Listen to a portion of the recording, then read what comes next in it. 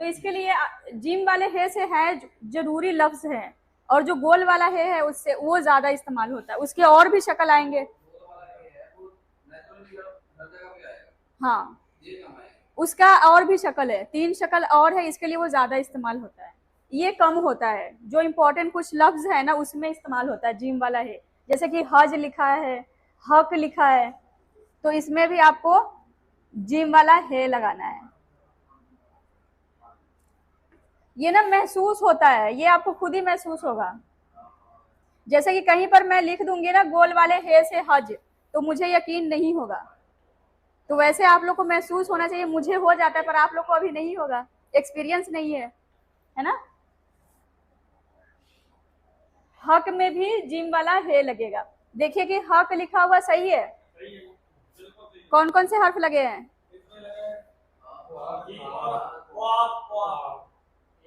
हे और क्वाफ।